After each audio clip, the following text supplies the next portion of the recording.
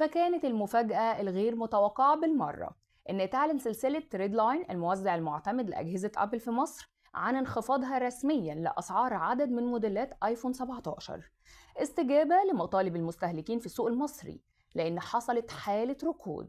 المصريين بيعندوا مش هنشتري يعني مش هنشتري، والتخفيضات دي بقى وصلت لأكتر من 6000 جنيه.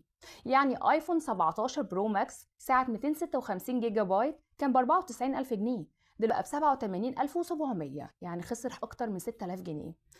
ايفون 17 برو ماكس سعة 512 جيجا بايت بقى ب 107 700 ألف جنيه، حصل له تخفيض 1900 جنيه، كان سعره حوالي 109 ألف جنيه. وايفون 17 برو سعة 512 جيجا بايت بقى ب 99900، انخفض 2300 جنيه مقارنة بسعره اللي كان ب 102200. يعني معنى كده ممكن أسعار الموبايلات تنزل أكتر من كده؟ هقولك وارد جدا، لو الدولار فضل مستقر ومع زيادة استمرار المعروض وضعف الطلب بسبب الضرائب الجديدة ممكن نشوف تخفيضات إضافية.